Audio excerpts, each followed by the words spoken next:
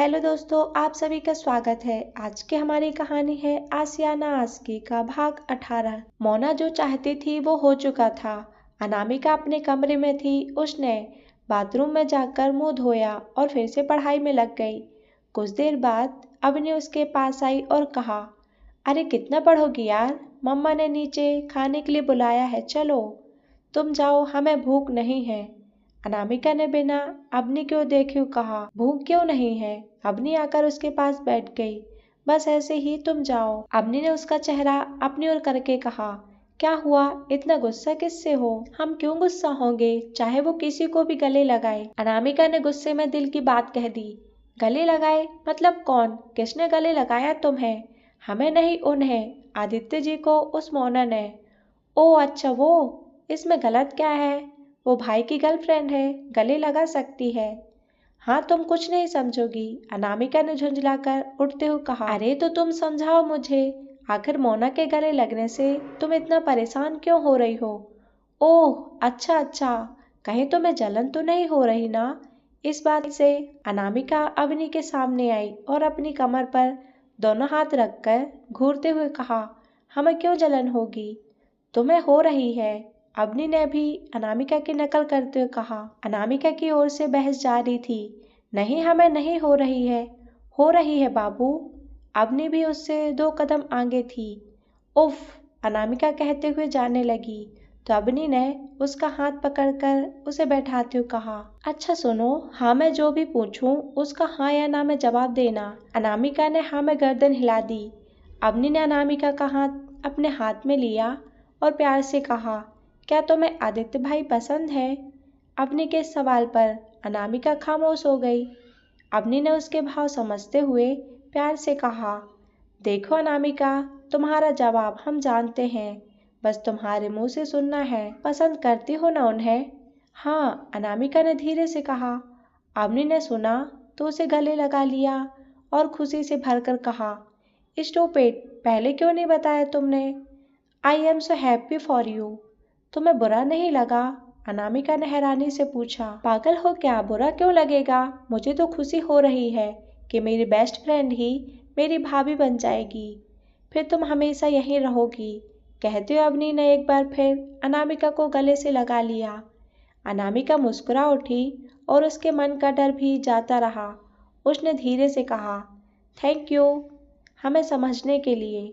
हमें नहीं पता ये सब कब कैसे हुआ, बस हो गया। ऐसे ही होता है, वैसे मुझे भी लगा था कुछ न कुछ तो जरूर होगा तुम दोनों के बीच।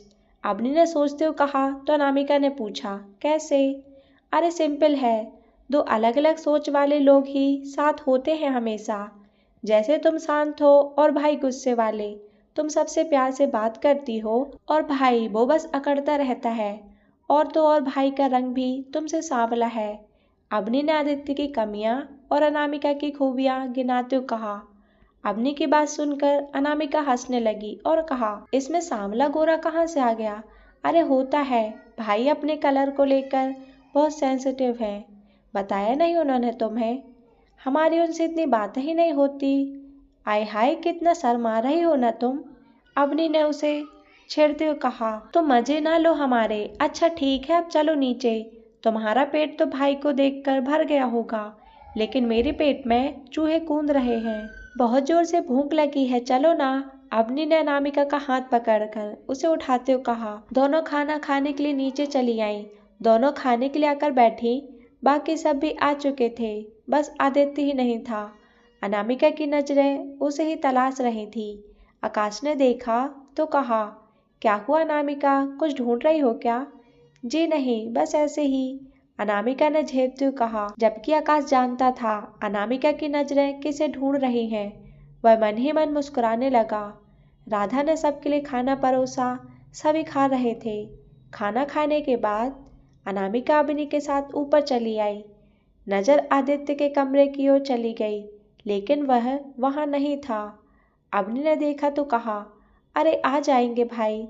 हाँ कहते हुए अनामिका अंदर चली आई। अवनी भी उसके पीछे पीछे चली आई। अनामिका अंदर आकर बैठ गई तो अवनी ने सामने पड़ी कुर्सी पर बैठते हुए कहा, अच्छा अनामिका, तुमने भाई को बताया, देन यू लाइक हिम। नहीं, क्यों नहीं बताया, तुम तो जानती हो ना, उनकी जिंदगी में पहले से कोई और है।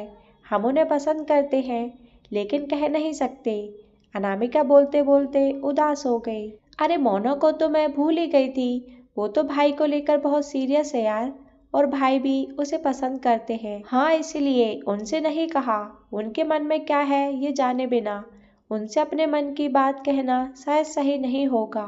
वो बहुत अच्छे हैं अपनी, और हम उन्हें ठेस पहुंचाना नहीं चाहते। अनामिका ने बेचारगी से कहा। तो फिर तुम क्या करोगे अनामिका? इंतजार करेंगे, अनामिका ने खोए हुए स्वर में जवाब दिया। कब तक? अवनी ने अनामिका का मन टटोलने की कोशिश की। जिंदगी भर। अगर वो हमारी किस्मत में होंगे तो हमें जरूर मिलेंगे।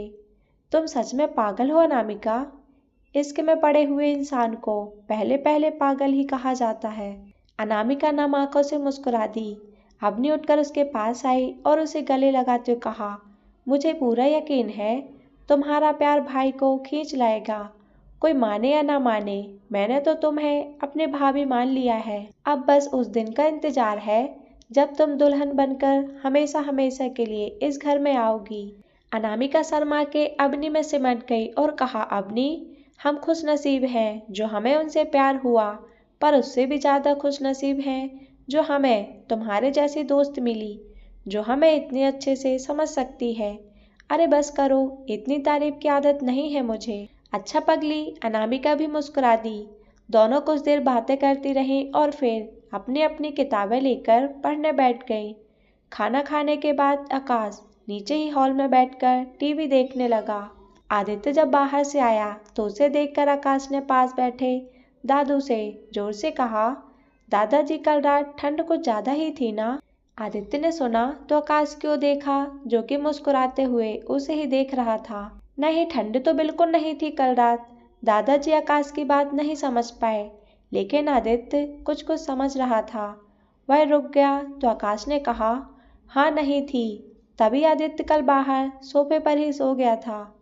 दादाजी ने कहा, आदित्य बाहर क्यों सोया था? उसके पास तो उसका कमरा है ना? हाँ, लेकिन सोफे ज़्यादा कंफर्टेबल होगा ना, शायद इसीलिए। मैं क्या कह रहा हूँ दादाजी, लड़का बड़ा हो गया है, लगे हाथ इसकी भी बैंड बजवा देते हैं, आकाश ने आदित्य को छेड़ते हुए कहा। तो दादाजी हंसने लगे और आदित्य से अपने पास आने का इशारा किया। आदित्य उनके पास आया तो दादाजी ने कहा, सुना भाई क्या कह रहा है? तो आदित्य कहने लगा, इनका दिमाग खराब हो गया है, इनको जल्दी है, इनकी करवा दीजिए। अरे दादाजी, मैंने तो लड़की भी देख रखी है, कहते हुए आकाश ने जेब से फोन निकाला और रात में क्लिक की हुई अनामिका आदित्य की तस्वीर आदित्य के सामने करते हुए कहा, अच्छी है ना आदित्य, पसंद आई? आदित्य ने देखा तो सिट्टी पिट्टी गुम। उसने आकाश के हाथ से फोन छीनने की कोशिश की, लेकिन नाकाम रहा। कुछ देर पहले उसके चेहरे पर अकड़ थी, अब एकदम से बेचारगी के भाव थे। दादाजी ने देखा तो कहा, लाओ भाई हमें भी दिखाओ, हम भी तो देखें। हाँ दादू, लीजिए, कहते हुए आकाश ने जैसे ही फोन दादाजी की ओर बढ़ाया, आदित्य ने बीच में ही लपकते हुए कहा, अरे दादू, इतनी अच्छी भी नहीं है, तुम दिखाओ तो सही। दादाजी ने कहा। आदित्य का ध्यान दादू की ओर पाकर आकाश ने एक बार फिर फोन उसके हाथ से छीन लिया और कहा, ये नहीं दिखाएगा, मैं ही दिखाता हूँ। बेचारा आदित्य आंखों ही आंखों में आकाश से रिक्वेस्ट कर रहा था, और आकाश को उसकी इस हालत पर हंसी आ रही थी। आकाश ने फोन ऑन करके तस्वीर दादाजी को दिखाते हुए कहा, देखिए दादाजी कैसी लगी? आकाश की इस हरकत पर आदित्य ने अपना सर पीट लिया। दादाजी ने तस्वीर को गौर से देखा और कहा, ये तो कैटरीना कैफ है। आदित्य ने दादाजी के मुंह से यह नाम सुना तो हैरानी से दोनों की ओर देखा। आकाश मुस्कुराया और कहा, हाँ तो अपना आदित्य भी थोड़ा कम है दादाजी, अपने कमरे की दीवार पर बस इसी की फोटो लगा रखी है इसने। आदित्य ने सुना तो उसे थोड़ी राहत हुई कि आकाश ने उसका सच बताया नहीं। तभी दादाजी आकाश का कान पकड़कर खींच देते हैं, तू ना बड़ा शैतान हो गया है। आकाश अपने ही दादा से मजाक कर रहा है। आदित्य मुस्कुराने लगता है। दादाजी उठकर चले गए तो आदित्य आकाश के बगल में आकर बैठ गया और कहा, थैंक्स, दादू को नहीं बताया आपने। वो सब तो ठीक है, लेकिन मुझसे छुपाने की क्या ज़रूरत थी? भाई ऐसा कुछ नहीं है, बस कर कमीने, और कितना झूठ बोलेगा खुद से। तेरे चेहरे पर साफ साफ लिखा है कि तू उसे कितना पसंद करता है। भाई, आदित्य ने आकाश से मासूमियत से कहा। नहीं करता क्या? आकाश ने उठते हुए कहा। नहीं करता तो कोई बात नहीं, उसके लिए फिर मेरा दोस्त ही ठीक रहेगा। आदित्य पीछे से आया और रोकते हुए कहा, आई लव हर। आकाश मुस्कुराया और कहा, कितना वक्त लगाया ना तूने ये बात समझने में, लेकिन मैं तुम दोनों के लिए खुश हूँ। अब जल्दी से अनामिका को दिल की बात बता दे। नहीं भाई, अभी नहीं कह सकता। क्यों? अनामिका से पहले मुझे मोना को समझाना होगा कि मैं अनामिका को पसंद करता हूँ। अनामिका के दिल की बात भी मैं नहीं जानता। उसके दिल में क्या है ये जाने बिना उससे ये सब कहना सही नहीं होगा। उसके एग्जाम्स भी हैं। अगर मैंने ऐसा कुछ किया तो वो डिस्टर्ब हो जाएगी। मोना को हम संभाल लेंगे, तू बस अनामिका पर ध्यान दे। वैसे भी 1 महीने के लिए दिल्ली जा रहा है, जाने से पहले उसे बता देता तो सही रहता। कहीं ऐसा ना हो, कहीं देर हो जाए। आकाश ने आदित्य के कंधे पर हाथ रखकर कहा। आदित्य ने विश्वास से भरकर कहा, वो सिर्फ मेरी है, वो किसी और की नहीं हो सकती। हाँ, रात बहुत हो गई है, चल चलते हैं सोने। आकाश ने उसके कंधे पर हाथ रखते हुए कहा। आप चलिए, मैं आता हूँ, आदित्य ने कहा और किचन की ओर चला गया। आकाश ऊपर चला गया। किचन में आकर आदित्य ने वहां खड़ी राधा को पीछे से हक किया तो राधा ने कहा, आदित्य क्या हुआ बेटा, सोए नहीं अभी तक? नींद नहीं आ रही माँ, आदित्य ने उदास होकर कहा। राधा उसकी ओर पलटी और उसके हाथों को अपने हाथों में लेकर कहा, अच्छा बताओ क्या बात है? आदित्य ने नजरें झुका ली और कहा, कल सुबह जाना है, आपको छोड़कर जाने का मन नहीं कर रहा।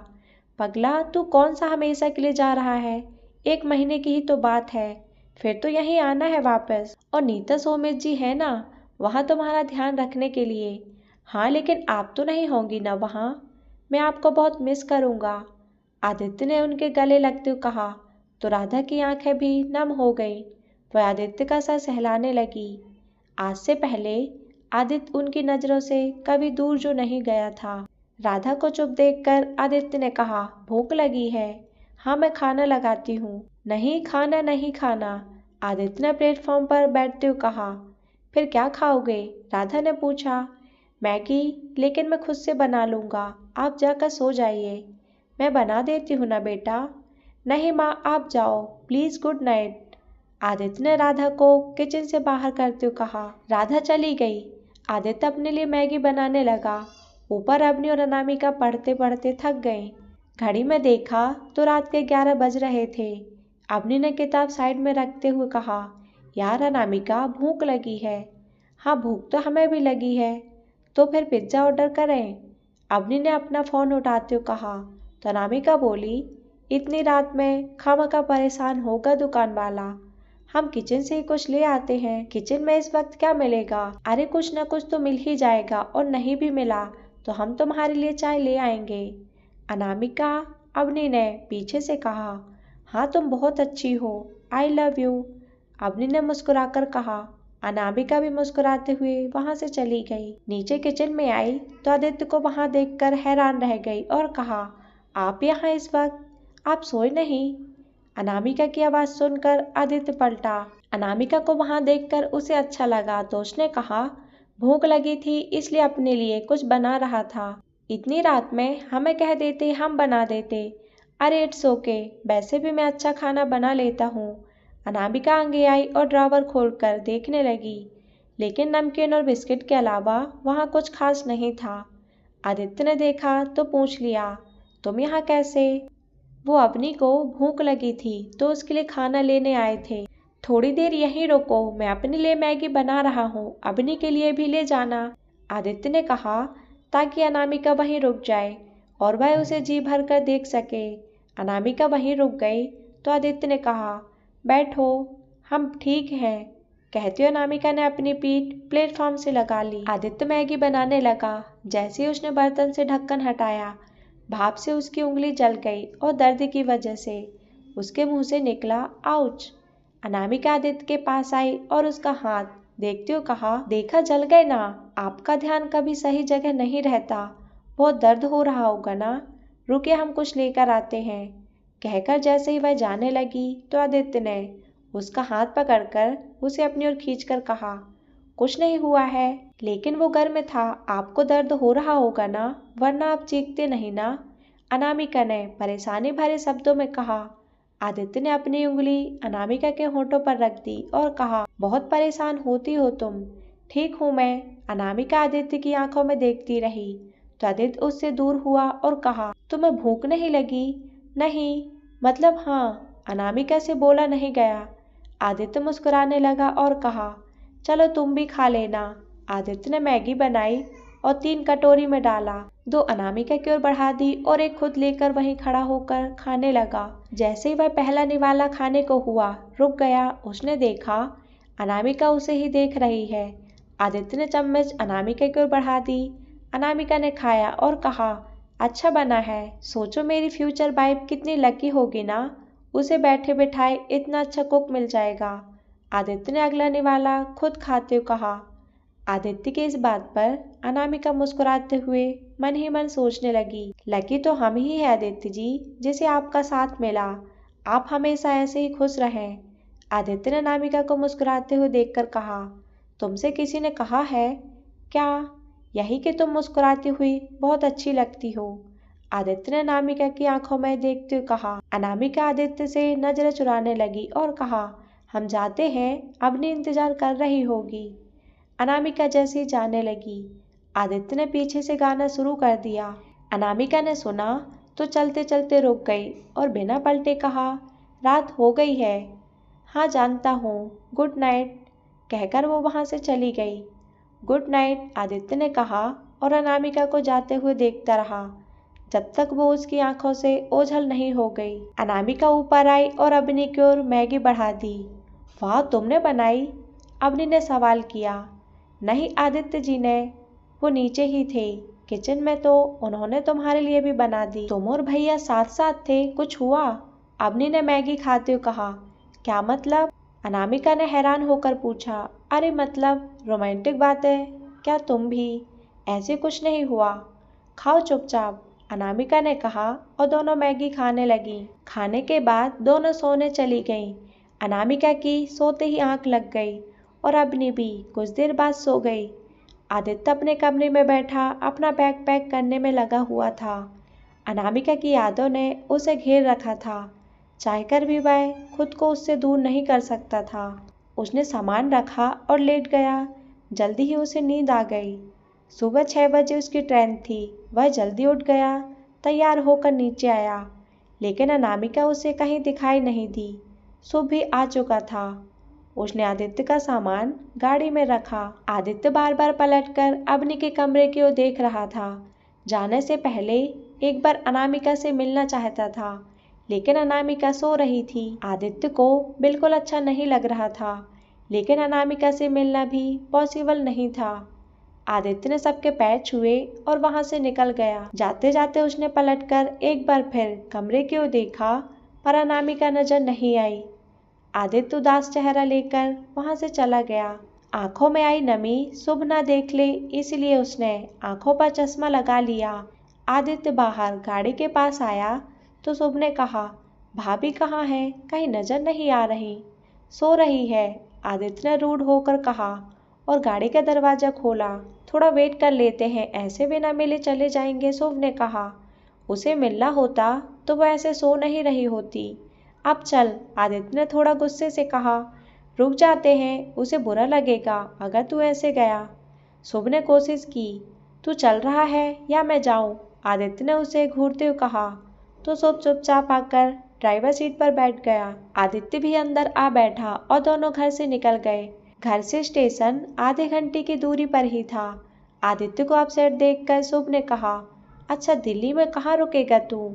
क्यों पूछ रहा है? अरे कभी तुझसे मिलने का मन हुआ तो आऊंगा ना उधर। अच्छा तू मिलने आएगा? जिसको आना चाहिए वो तो सो रही है आराम से, क्यों सड़ रहा है इतना? जब उसे पता चलेगा ना तो उसे भी उतना ही बुरा लगेगा जितना तुझे लग रहा है। तुझे क्या पता, मैंने बोला था उसे कि सुबह चले जाऊंगा मैं, फिर भी नहीं आई। नखरे देखे उसके। अच्छा चिल कर, ये सब भूल कर अपनी इंटर्नशिप पर ध्यान दे। अनामिका कहीं नहीं जाएगी, वो कहीं जा भी नहीं सकती, ना मैं उसे जाने दूंगा। हाँ ठीक है, वो गुस्सा दिलाती है मुझे, लेकिन समझती भी है। ये हुई ना बात। अच्छा तूने उसे बताया नहीं कि तू उसे पसंद करता है? नहीं। हाँ कोई ना, दिल्ली में रहकर तुझे एहसास होगा वो तेरे लिए क्या है। इसके बाद वापस आते ही सबसे पहले उसे अपने दिल की बात कह देना। बोल दूंगा, पहले उसके लायक तो बन जाऊं। बन जाएगा, मुझे पक्का यकीन है। अच्छा शुभ सुनना। हाँ बोल। जब तक मैं वापस नहीं आता, घर में किसी को पता नहीं चलना चाहिए कि मैं अनामिका को चाहता हूँ। भाई बस को पता है, लेकिन उन्होंने कहा है वो किसी को नहीं बताएंगे। और मोना, उसे तो किसी भी हाल में ये पता नहीं चलना चाहिए। वापस आने के बाद मैं उसे इस बारे में बात कर लूंगा। तू चिंता मत कर, मैं सब संभाल लूंगा। बस तू अपने ड्रीम पर फोकस कर। थैंक्स। भाई होकर थैंक्स बोलेगा साले। अच्छा सुनना। हाँ बोल। बहुत याद आ रही है यार उसकी। यू टर्न लूँ क्या? नहीं रहने दे यार, वापस गया तो घर वाले परेशान होंगे। स्टेशन चल, वो भी तुझे इतना ही मिस करने वाली है, देखना। हाँ बिल्कुल करेगी। घर में सबसे परेशान उसे मैं ही करता था, पर वो इतनी अच्छी है कि कभी शिकायत नहीं करती। मेरा गुस्सा, मेरी डांट, मेरी जिद सब खामोशी से बर्दाश्त कर लेती है वो। यही तो प्यार है। हाँ शायद, पर मैं उस जैसा नहीं हूँ यार। मैं अपने आप को बदल नहीं सकता। तुझे खुद को बदलने की जरूरत भी नहीं है भाई। जब से वो तेरी जिंदगी में आई है, मुस्कुराने लगा है तू। आज जो इतनी बातें कर रहा है वो सब उसकी वजह से ही है, वरना हमेशा खामोशी देखा है मैंने तुझे। अनामिका तेरी लाइफ का टर्निंग पॉइंट है, और बेस्ट पॉइंट है, ये जान ले तू। मैं खुद नहीं जानता ऐसा क्यों हुआ, बस उसकी बात मानने का दिल करता है। यार तू जल्दी से दिल्ली वाला टूर खत्म करके आ, मुझे तुम दोनों की लव स्टोरी देखनी है। क्या तू भी? अरे सच में यहाँ देखना है बस कि तेरी लव स्टोरी कैसी होती है। तू hot, Anamika sweet, rare combination है भाई। मैं हॉट? बिल्कुल, कॉलेज की लड़कियां ऐसे ही थोड़ी फिदा है तुझ पे। ये सांवला रंग, ये नसीली आंखें, ये बाल, और ये तेरे भाई जहर है जहर। भाग लड़कियों से, ज्यादा तू तो लाइन मार रहा है। भाई लाइन नहीं मार रहा, सच्चाई बता रहा हूँ। तूने कभी गौर से खुद को देखा नहीं शायद। एक बार लड़की देख लेना तो फ्लैट है। बस बस बहुत हो गया। ऐसा है तो अनामिका क्यों नहीं हुई? भाई भाभी की बात अलग है ना, अब वो भी सब लड़कियों की तरह पहली नज़र में फ्लैट हो जाए तो उसमें और बाकी लड़कियों में क्या फ़र्क है? हाँ पॉइंट तो है। तो जस्ट चिल बेबी, तुम्हारे टक्कर की लड़की तुम्हारी ज़िंदगी में आ चुकी है। अच्छा बेटा, पर मैं तुझे भी बहुत मिस करने वाला हूँ। इतना झूठ कब से बोलने लगा तू?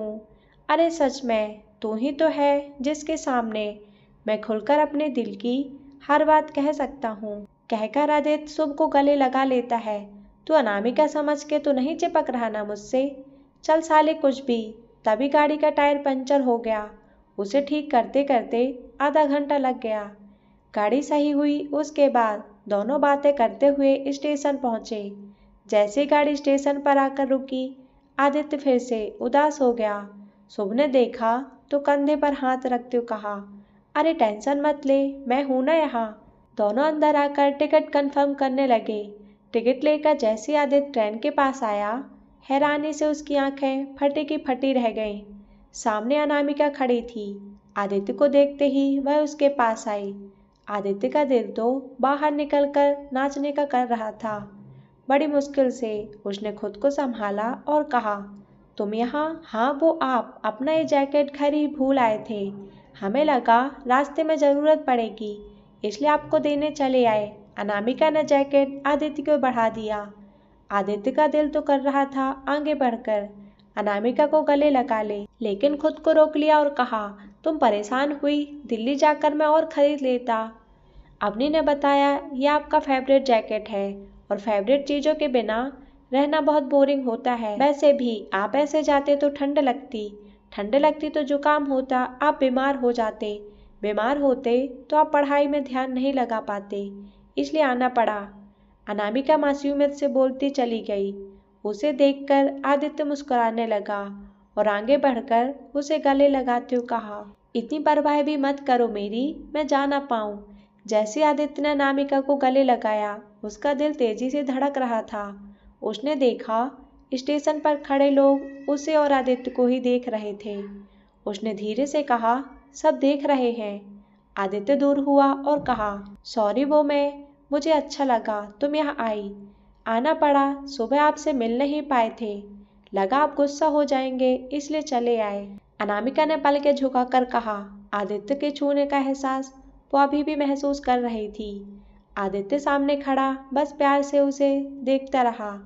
तभी शुभ आया और कहा, भाई 4th डिब्बे में 2nd नंबर की सीट है। तभी उसकी नज़र सामने खड़ी अनामिका पर गई तो उसने हैरानी से कहा, अरे भा, मेरा मतलब आप कब आई? बोलना तो वह भा भी चाहता था, लेकिन अपनी जबान संभाल ली। अनामिका कहती इससे पहले ही आदित्य बोल उठा, जैकेट देने आई थी। क्या बात है, चलो जानकर खुशी हुई कि हमारे आदित्य भाई साहब की परवाह करने वाला भी कोई है। शुभ ने छेड़ते हुए कहा तो अनामिका झेप कर दूसरों देखने लगी। आदित्य ने अपना पांव शुभ के पांव पर मारा। वह वहां से जाने का इशारा किया।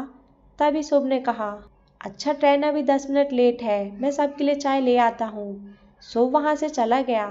आदित्य और अनामिका फिर से अकेले थे, लेकिन बोले क्या दोनों ही नहीं पता था। बस खामोशी से नजरें बचाते हुए एक दूसरे को देख लेते। कुछ देर बाद आदित्य ने कहा, अनामिका जी, किसी चीज की जरूरत हो या कोई काम हो तो शुभ से कह देना, वो कर देगा। और एग्जाम्स में ज्यादा टेंशन मत लेना, आकाश भैया से कहना, वो नोट्स दे देंगे। तुम भी कुछ बोलो ना। वो चाय ले आए।